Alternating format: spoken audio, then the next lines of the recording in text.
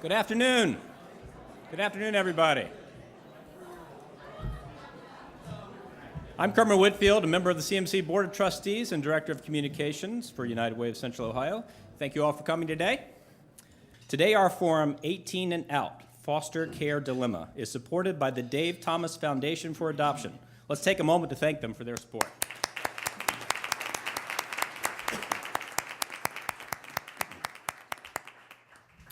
Today, we will discuss pending State House legislation and current policy matters that impact the lives of thousands of foster youth in Ohio who are currently cut off from benefits and support when they reach the age of 18. Our speakers today are Jonathan D. Thacheray, the Chief of the Division of Child and Family Advocacy at Nationwide Children's Hospital, Dorothy Pelanda, State Representative for House District 86, Jamal Callahan, a former foster youth and consultant for the National Resource Center for Youth Development, and Mark Mecum, Executive Director of the Ohio Association of Child Caring Agencies. Mark will provide a summary of our topic today and host the discussion. Mark, the podium is yours. Let's welcome all of our speakers today.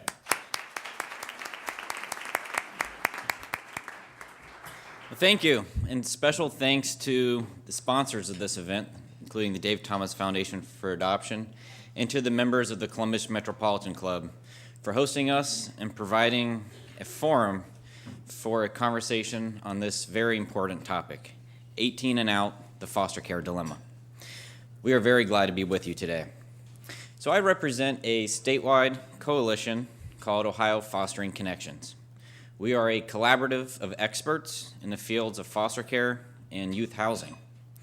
Our coalition came together more than a year ago and now includes dozens of social service organizations, child welfare agencies, children's hospitals, foundations, and advocacy groups. Many of our partners are not only present on our panel today, but many are also here in the audience, and we are very grateful for your support to improve the outcomes of Ohio's foster youth. So let's start today's discussion with a question from the audience.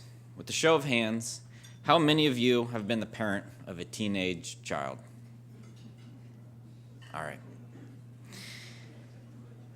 Now, for a moment, imagine telling your child when they were 18 that as soon as they graduated from high school, that it's time for them to leave your family's home, that they're no longer going to receive financial or emotional support, and that they're on their own to figure out how to find a job, how to find an apartment to move into, and how to face the real world.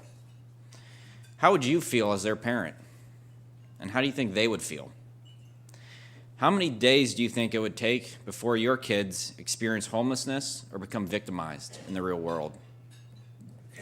Unfortunately, that is the situation, that is a reality for many of the 1,000 Ohio foster youth who every year age out of Ohio's child welfare system. They lose access to most of the supports that they need for growth and development. Ohio's foster children are among the most vulnerable kids in our society. And on any given day in Ohio, there's more than 11,000 of them living in foster care. They enter the foster care system through no fault of their own. They may be there because they have been physically or sexually abused, because they've been neglected, because they were abandoned or their parents were incarcerated, or because of a death of a parent. Fortunately, some are reunited with their families eventually. Some are adopted by new families. But sadly, about 1,000 of them linger in the system, and upon reaching age 18, age out of the system, some literally on their 18th birthday.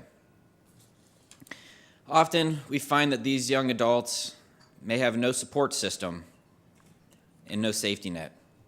And while some fortunately achieve varying degrees of success, others fall down. In 2014, Ohio Fostering Connections conducted independent research and an analysis of the need for expanding supports for these young people when they age out of foster care. This study showed that these vulnerable youth, once cast adrift, face dire outcomes compared to children raised in traditional families. They're more likely to end up reliant on welfare and live in precarious housing, abuse alcohol and drugs, get arrested and jailed, drop out of high school, and have fragile social support networks. Here's a snapshot of Ohio's foster youth at age 19. 14% of them had a child. 12% were working full-time. 26% had already experienced homelessness within the last 2 years. 36% of them had experienced incarceration within the last 2 years, oftentimes for such crimes as stealing food. And 53% of them had not completed high school or received a GED. Those statistics are from Ohio during 2013. The kids that make up those statistics live in your communities, some of them not far from here. The crises that they face are real. Their outcomes impact all of us as taxpayers and members of their communities. The fact is that presently, aging out of foster care in Ohio puts those youth at risk. Today, we have the benefit of 3 very different perspectives on this issue. Each in their own way is working to improve the outcomes for this fragile population in our state. They have seen some of these devastating outcomes up close, whether that was during Representative Pelanda's early years as a family law attorney, or through Dr. Thackeray's practice serving the healthcare needs of foster youth, or the genuine experience of Jamal, an advocate for foster youth and someone who aged out of Ohio's foster care system himself. Not only does he bring firsthand experience as a former foster youth, but also wisdom from the front lines as a professional trainer working to prepare Ohio's child welfare workforce to serve these young adults and prepare them to live independently. So let's start first with Dr. Thacheray. As a medical director of the Center for Family Safety and Healing at Nationwide Children's Hospital, you serve the special health care needs of foster youth. Can you share with us some of the behavioral and medical needs that are unique to this population and how they differ from youth from a typical family? Yeah, absolutely. Good afternoon. I think to understand the unique needs of foster youth, you really have to understand what they've experienced before they go into foster care. And you heard Mark reference, 70% of these kids end up in foster care because there's been abuse or neglect issues. And about 100% of them have experienced many adversities in their lifetime: poverty, exposure to violence in the home, community violence, parents with mental health issues. And there's this whole emerging field of science, right, about how the brain develops in response to what we experience as kids. And the best example I can think of, if you take a child who's born blind, their brain learns very quickly. They don't need the parts of their brain that help them see and help them process vision. Those parts of the brain get pruned away. And the parts of the brain that help other senses like hearing, those parts of the brains get developed and become much more efficient. It's the same thing for children who are exposed to these adversities early on in their life. The parts of their brains that they don't need for supportive relationships and stability, those things get pruned away, and they learn instead to respond to all the bad things that are happening around them. It's a great short-term response, but when they become older, it results in all these issues for them. Their development is delayed. They have behavioral health problems. Studies estimate that 4 out of 5 kids who have been in the child welfare system at some point have significant behavioral health issues. It's much more common than children who are raised in traditional families. And then you put on top of that a whole host of medical issues. Children who are in foster care, they're more likely to have chronic medical issues. 1 out of 10 don't have a doctor. 1 out of 3 don't get immunizations. 1 out of 3 have some health need that's not met because they're just not getting the right care. And so there's all these behavioral health needs, there's all these medical needs, and then there's a bunch of system problems. We make the problem worse. There's limited access to services through Medicaid. There's no way for me as a doctor to be able to know what other doctors are doing with these children around the state. There's lots of disruptions in care. If you're a child who's in a home, you might have a pediatrician, you might not. But you get placed into foster care, and all of a sudden you're taken away from that pediatrician, and you might be put with a new one. And then 3 months you go through foster care, and you might get moved to a different home, and all of a sudden you're with a third pediatrician. And that third pediatrician has no idea what pediatricians 1 and 2 were doing. And so medications get missed, medications get duplicated, surgeries get missed, vision. There's a whole host of problems that these children face, and there's a lot of things that we're doing that compound the issues. So. Thanks. Representative Pelanda, you've spent nearly 30 years as an attorney practicing family law. With that experience, as well as in your current position as a member of the Ohio House of Representatives, how would you describe Ohio's foster care system, and what are other states doing differently than Ohio? Well, my perspective on the foster care system is as a result of 30 years as a family practice lawyer, in which in many cases over the year I was appointed as an attorney to either represent a family who was in the foster care system or a foster child themselves. And through that process, and as a mother myself, recognized the vastly different world that these children grew up in, as opposed to my own children. When I joined the legislature by appointment in 2011, I remember my local assistant prosecutor saying, please make the issue of age out of foster care one of your number one priorities. And so today, I'm very proud to be sponsoring House Bill 50, which in part will provide an appropriation to children, the 1,100 children who age out of the foster care system who choose to participate in a work mentoring and job training program. Yesterday was our third hearing on this bill, and I want to read to you some testimony. And I think this testimony says it better than anything else that I can say about my current perspective on this. This is from a young lady who came before our committee, and she was our final witness yesterday. When I aged out of the foster care system, I had only just moved into the dorms at Capital University. I was given my own dorm room that was no bigger than a small walk-in closet. And even though the entire building was filled with other students, I was alone because none of the other students were like me. I had all of my worldly possessions in that closet-sized room. I was no longer living with the other foster youth who had become my family.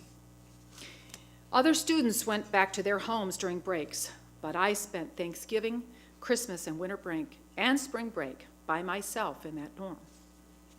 By halfway through my sophomore year, I was unable to continue with school. I got on food stamps and somehow was able to scrape up $10 here and $25 there. Not enough to pay my rent, but enough that they would let me stay a few more days. I was constantly in fear of becoming homeless. At the age of 18, I wasn't ready to become fully independent. Honestly, I don't think anyone is, but I didn't get that choice. Had I been given the choice not to be in foster care, but to have the continued support of the foster care system, such as a mentor, someone to check in on me who knew the difficulties of aging out and of going from foster care to college, classes to help me stay in school and to help me learn the skills to live independently, and a place to go when I couldn't support myself anymore, I would have said yes. So that is the passion that is driving me to see this bill through to its fruition. We have a hearing next Tuesday to vote this bill out of committee, and I will spend the rest of this week and the weekend whipping votes, so to speak, talking with each of the committee members who have heard the testimony and in stressing to them that this is not a Republican, not a Democrat issue, but an issue for all Ohioans, and we need to get behind this bill and support it to its fullest. Mr. Callahan, so as a former Ohio foster youth yourself, tell us a little bit about your childhood and your experiences when you aged out of the system as a young adult. Well, thank you for having me here today. I entered foster care when I was 13. My mother, of course, was one who was drug addicted, and it was three of us, my older brother, who was 2 years older than me, and my youngest sister, who we are 10 years apart. At 11, I was the sole caretaker of her, as my mom was strung out and not really there mentally. So 2 years in doing that, by the grace of God, someone, I guess, called. Someone called Franklin County Children's Services, and then that day we were taken away from my mother. Out of the three of us, I was the only one to go into care. My youngest sister went to live with her father, and my brother actually said, "You're not going to take me alive," and he ran. So he never was instituted into the system. which is, like I said, a silent blessing for me because I looked at being in care as a resource. My brother, unfortunately, ended up spending 17 years in prison for the decisions that he had made, not accepting the help from Franklin County Children's Services. But in all the years I was in care, I was in 9 different homes. Some things went right, some other things didn't go right. I had wonderful parents, wonderful foster parents throughout those 9 homes. But as I was emancipating, there was no other choice. You know, I really didn't think about going to college. As I was graduating from high school, I was emancipated. I had my own apartment. I felt this is the life. You know, I'm working full time. I'm on my way to graduation, and I have my own apartment. Well, the stipulation at that time, back in '98, was we'll pay your apartment, we'll pay all your bills for 6 months. And after 6 months, all ties would be cut. Luckily, I had a very still dedicated worker in the system that said, you know what, you have a lot more to offer. Let's go down, let me get you enrolled in school. And that's what we did. I ended up getting a full music scholarship to Central State University, and you know, the rest is pretty much history. And you know, I looked at how important it was for that next step, because if I wouldn't have went to school after that 6 month, where would I be? I knew I didn't make enough money at Foot Locker to sustain rent $600 a month plus utilities and still needing to eat. And, you know, there wasn't enough, nor did I think I was actually ready. So making that move to go to school was the best choice I've made. The flip side of youth who actually decide to enter college or any post-secondary education is during the holidays and the breaks, we have nowhere to stay.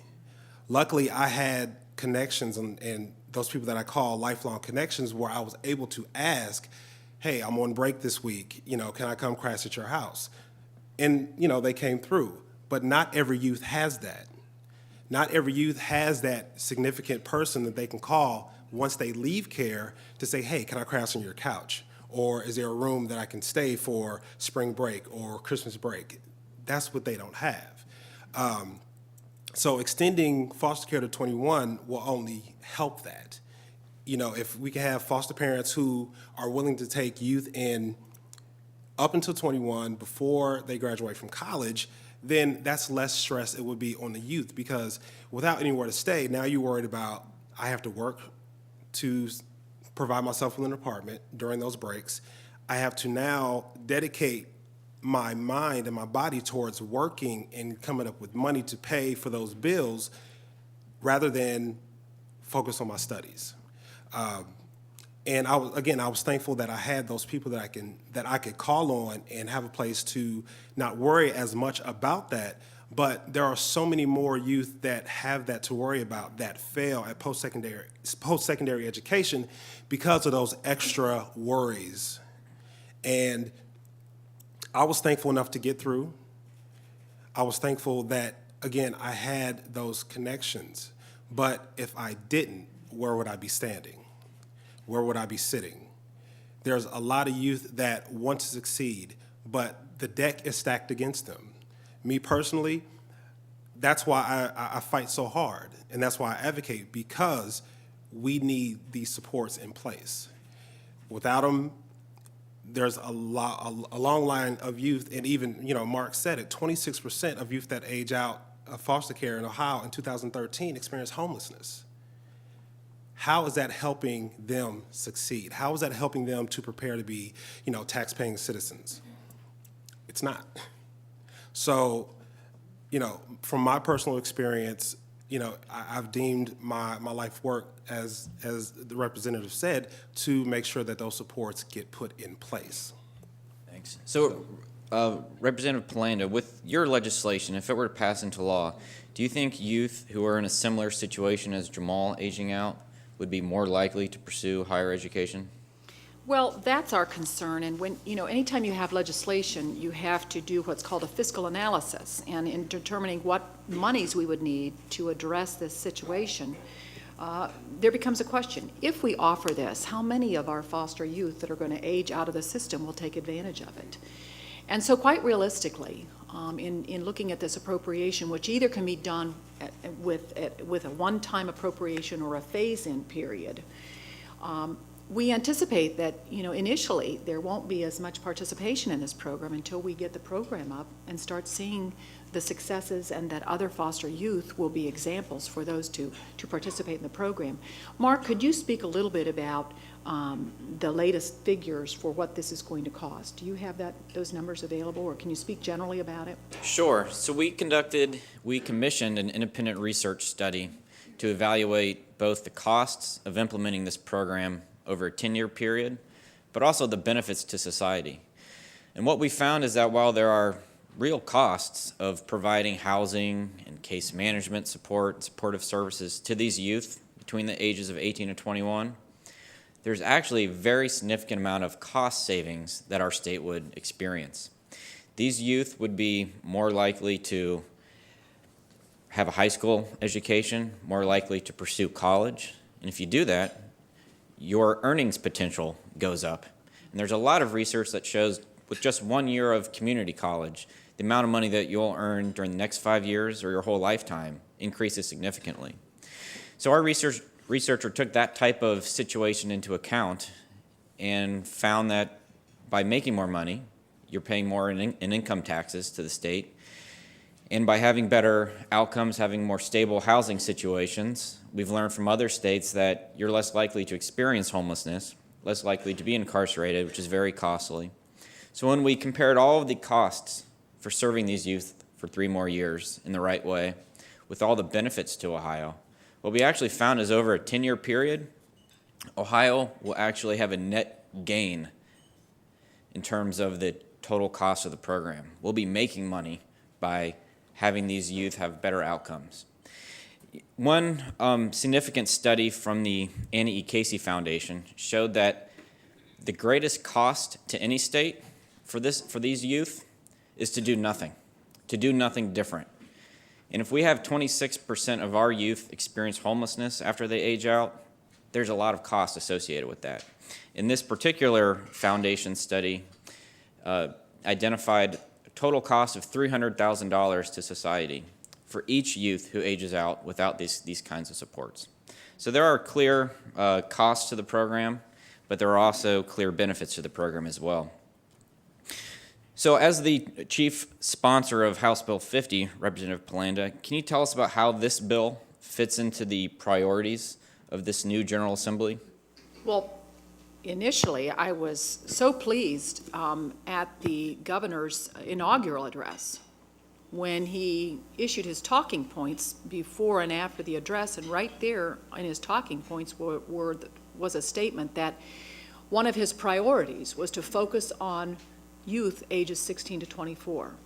That was the impetus for me to follow up with him and say, Governor, I could not be more pleased with your priorities because these are ours.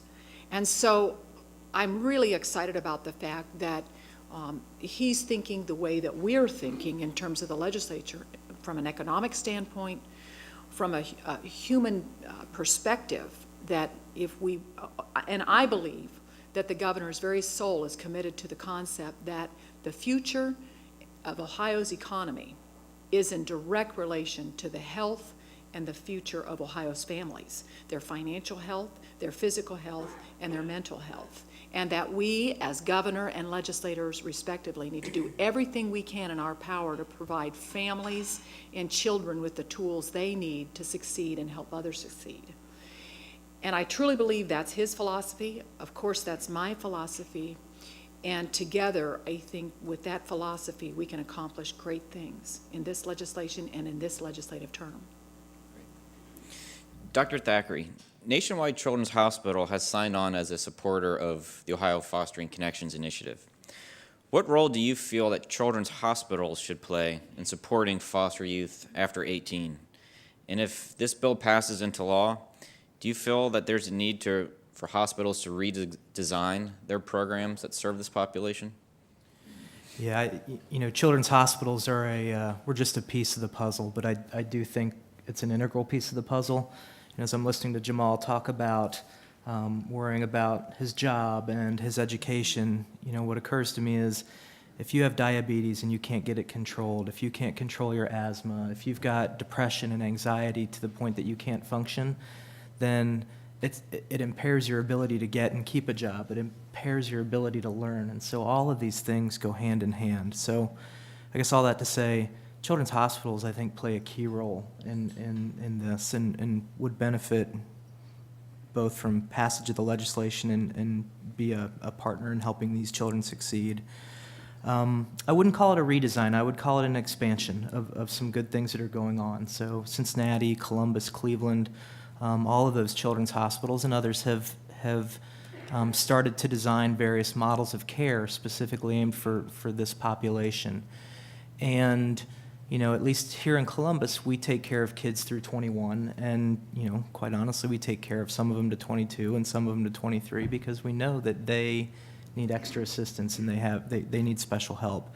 And we spend as much of our time talking to them about health as we do about professional development and finding them jobs and helping find them housing and working with, wonderful groups like Starfish Alliance, I see Annie out there, working with community partners to really just be part of the net that wraps around these kids and helps support them. I think, very specifically, children's hospitals have a role in bringing together people throughout the state. We have been working for about a year now with a county down in southeast Ohio. They have a handful of pediatricians. They have a fair amount of behavioral health resources. They have a children's services agency, of course. But what we found was that none of them were talking with each other about this group of children in foster care. The pediatricians didn't recognize the unique needs that these children had. They didn't understand the importance of communicating with the behavioral health providers. Children's Services was sort of doing their own thing. And so for the last year, we've been going down into this county and bringing together representatives from each of these agencies and each of these healthcare systems to really provide a collaborative, coordinated model of care for children and just bring the people together and get them start talking about how can we all get on the same page for what's best for this specific child. And it's been successful, and I think that's one of the key roles that children's hospitals can have in all of this is bringing together government agencies, bringing together the education, bringing together the medical and the behavioral health, and getting people at the same table to move forward with the same goal.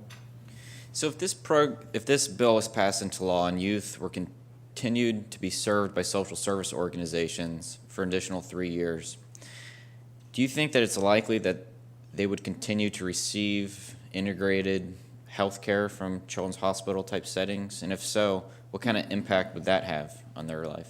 I think the impact's tremendous. I mean, like I said, we spend as much time talking about non-medical issues with these kids as we do medical issues. And so I think most of us in hospital systems define a child out to the age of 21 as opposed to 18. And so I suspect most of us are providing health care for these children anyway. But there's a whole host of, medical challenges they face when they age out at 18. Who's going to be their doctor? Will their doctor understand, the events they've experienced leading up to this point of age 18? Will the doctor understand what their children's service agency goals are for the child? Will the child understand will the new physician understand what the patient's personal goals are for education and housing and jobs? So I think we're already providing the medical care. Several of us are already starting to focus on these other issues. So I think it's just a very natural fit as a piece of the puzzle for support for these children. Great. Jamal, the program that House Bill 50 would create would be voluntary. How can the state of Ohio design the program in such a way that these youth would actually want to voluntarily enroll in the program and participate? And if this program had existed when you aged out, what would it have needed to feature in order to attract you to enroll in it? I think the only feature that it truly needed to feature was just being prepared. And if you would have told me that, hey, I'll give you a few extra years to truly get on your feet and feel like you have a sort of a support system, then I would have been along with it the whole way. Just speaking candidly with a lot of my peers, even some who I've, left the system with, it's always been about the support and having the full support of not only the agency, but more or less the foster parents. And knowing that at 18, it's not over. We're so worried that, our 18th birthday is coming up, what next? And sometimes not knowing what's next is the biggest fear of them all. So knowing that those supports and just that support would be in place for a few more extra years, all you had to do was sit down with me and have a conversation and said, hey, this is what the next plan is. And actually including me in that plan, say, okay, so what do you think? Do you think that, 2 more years, you'll have a place to stay, you can get your education? Yeah, I would have went along with it 100% and not even, batted an eye. So when it boils down to just preparation, if I knew that I was going to have the overall preparation, yeah, I would have stayed. And, the doctor said something about asthma and and you correlated it with just that awareness. And, I have four children. All of them have asthma. And what me and my wife do on a daily basis is surely all, preventative preparation.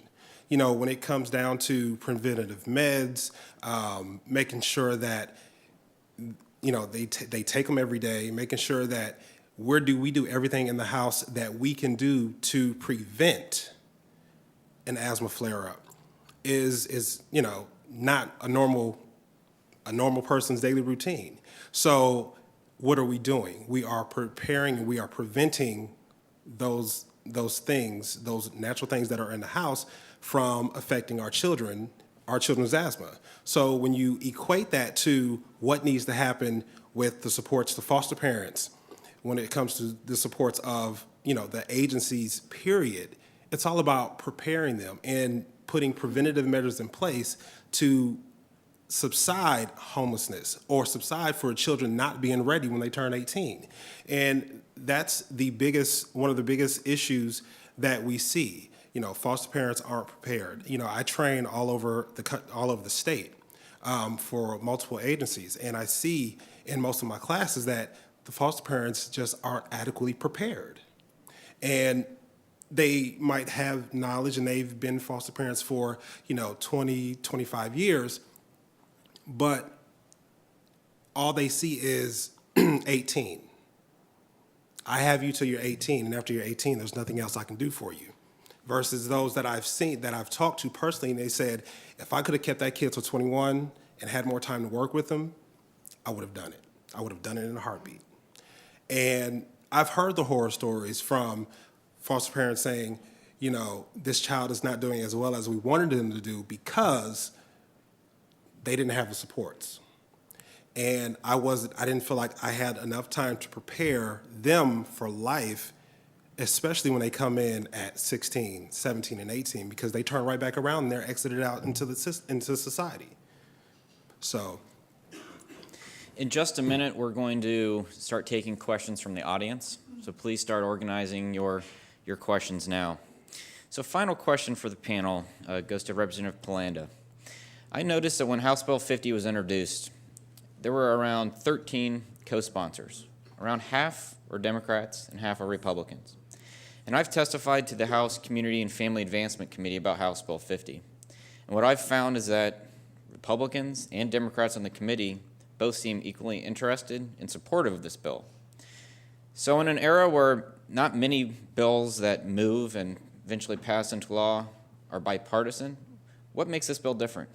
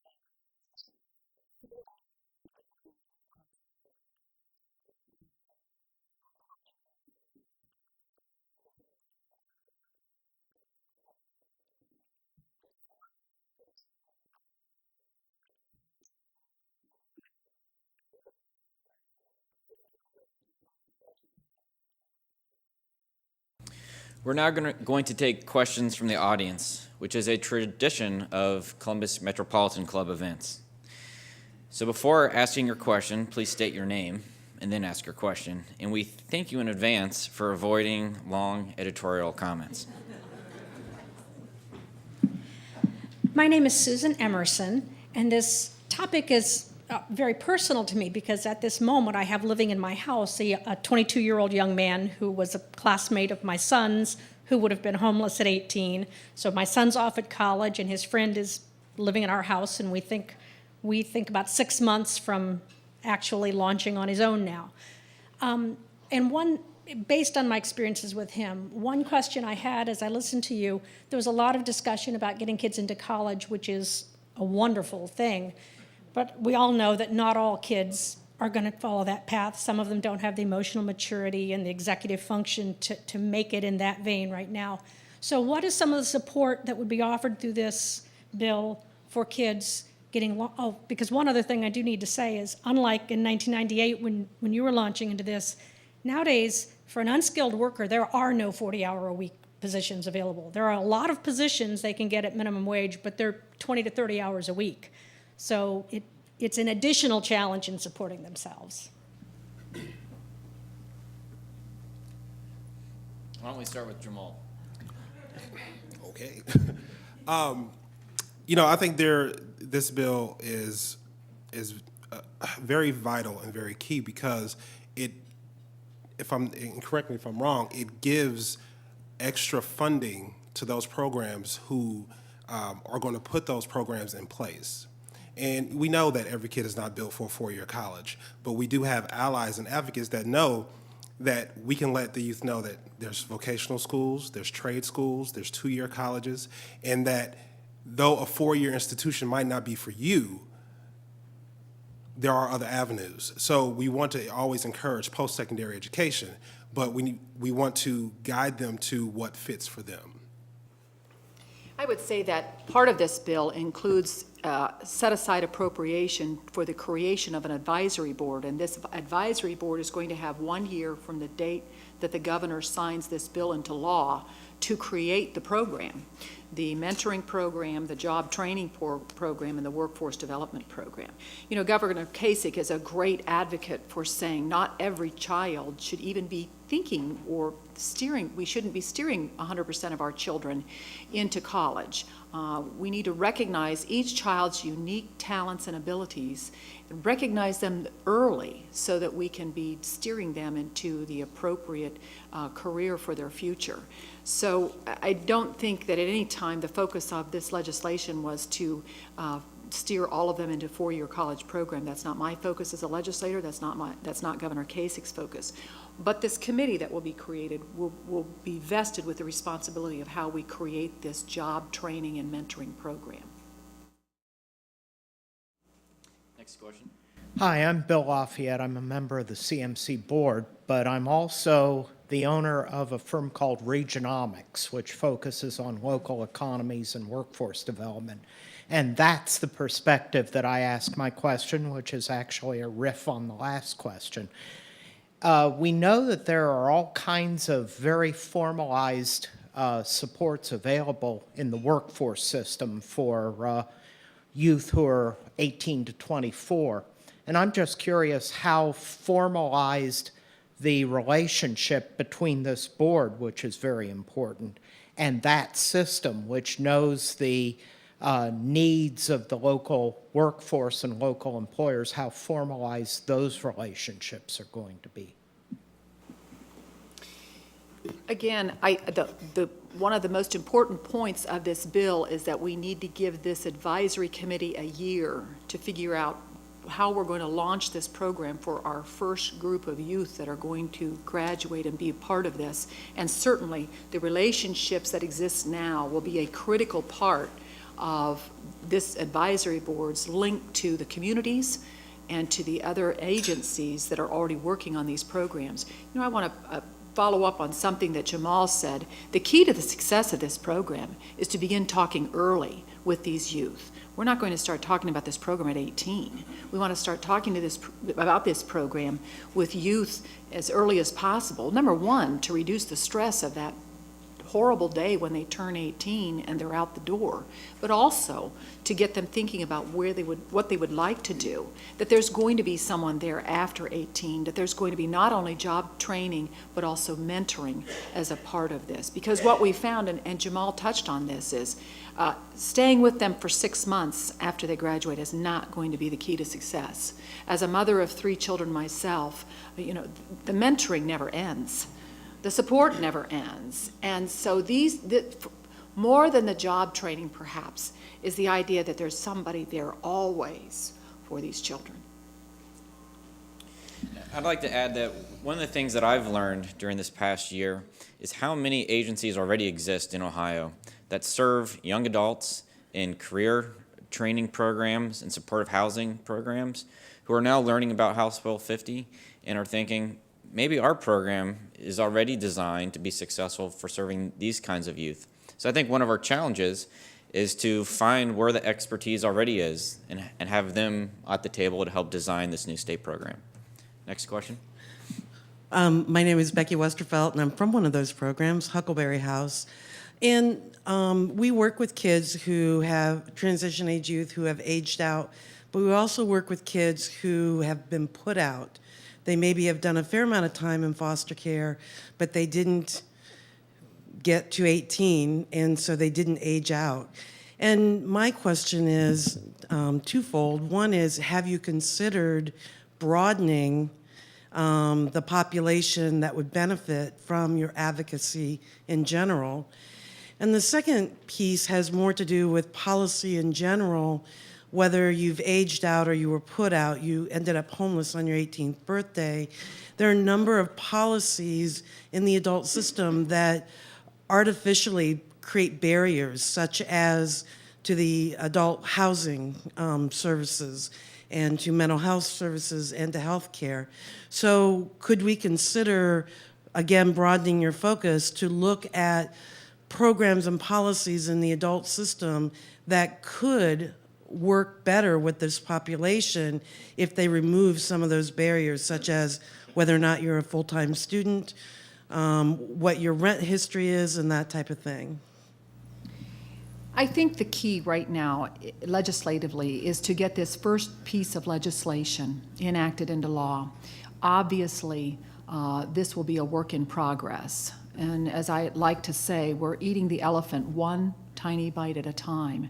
So as this advisory board is created, as we work through this first year of this program, I think we'll learn a tremendous amount, and I think it will be the subject of future legislation. So stay tuned. Thanks. I'm Ken Thompson. I'm a residential architect. And first of all, it's great to see government just doing something about a problem that seems so easily fixable. And it just seems like this sort of thing should fly right through, but they never do. And that's great to see.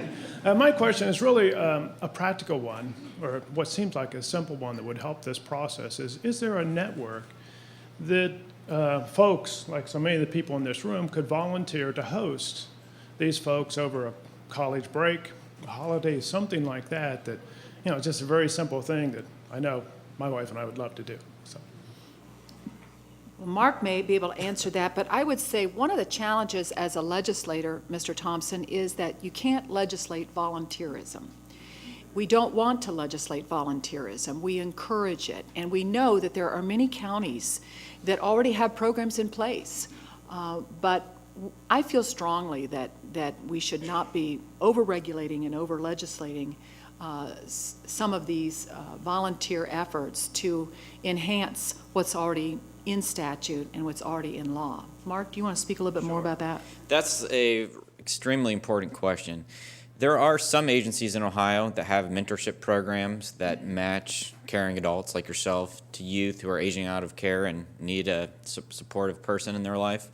I believe Franklin County Children's Services and Starfish Alliance are two here in Columbus that do such a thing. In fact, my own mother is a mentor in Hamilton County, in Cincinnati area, for 2 youth who are both siblings and preparing to age out of care. And she plans to continue to be a mentor for them after they age out. I think this is one of the most critical challenges that we're going to have during this one-year planning period that Representative Pelanda mentioned, because what we've found is what youth say they need the most when they age out is someone who cares about them, who has expertise in the real world, and that will always be there. So this is going to be something that we hopefully can build into this new statewide program. Hi, I'm Debbie Rosenthal, but I'm asking a question, excuse me, on behalf of Emmett Kelly, who is at our satellite location. His question is, why is 21 the cutoff? Can it be a floating determination? When insurance coverage often goes through 25, could this legislation also be expanded? This legislation, this House Bill 50 will not. You know, it's always such a strategy to decide how are you going to get a bill passed? What are the things that are going to get the most of the people on board? And the process of sponsoring a bill is a daily, hourly process of listening to 99 representatives with their perspective on it and deciding what is the thing that we can get most of the people on board with. I understand totally, again, with my own children, that certainly their needs don't end at 21. But in terms of getting most of the people on board with their respective interests and their respective interest and districts, we felt that for this first piece of legislation, 21 should be a realistic goal that we could get most legislators on board with. Understand that at this point in time, I do not have all of our legislators on board with this legislation. And it's going to be a challenge. Even with what we believe here today is so important and so critical. You have 99 perspectives on this. I believe we have time for one final question. Well, this will be real quick, and it's not really a question. I'm a proud board member at Starfish Alliance. I own a company called Clean Turn, which is a social enterprise, and we focus on providing employment for individuals returning from incarceration. We actually hire individuals who have high challenges to employment. Friday, we have an interview. If you know an individual that's transitioning out of foster care that wants to work in the trades, I'd encourage you to reach out to me because we're hiring, and we want to see individuals get an opportunity in the trades, and that's our focus. Thank you. Thank you. And now we will go to our final question. Marion Harris, a simple question. So many of these youth age out in the middle of their senior year in high school. Is there any way that we can convince or fund Children's Services or whoever is paying for the foster care to at least allow them to finish high school? Well, you know, again, those would be the details that we flesh out perhaps in a sub-bill or in subsequent legislation. But the focus, again, the most successful piece of legislation is one that is focused, that is a straightforward proposition. And, you know, you just simply can't address every issue about a single topic in one piece of legislation. So, good point. But these are all very clearly very critical issues to the state of Ohio. I encourage all of you to be open to continuing this conversation. You can visit ohiofosteringconnections.org to learn more about the statistics cited today, to learn more about the pending legislation, House Bill 50, and to learn about upcoming events. Outside this room, there is a table on your left with a stack of reports from Ohio Fostering Connection that includes much of this information. So with that, I'm now going to turn it back over to Mr. Whitfield. Thank you. I hope you found today's forum compelling and informative. I know I did. We encourage you to continue this important conversation in the lobby over coffee and cookies. Remember that you can view and share all of our forums on CTV Columbus Television, on WOSU and PBS affiliates statewide through the Ohio channel, and anytime on CMC's website via YouTube. Once more, thanks to the Dave Thomas Foundation for Adoption for their support, and thanks to our speakers, Jonathan D. Thacheray, Dorothy Pelanda, Jamal Callahan, and Mark Mecum. And thanks to all of you for being here. We look forward to seeing you again in another CMC.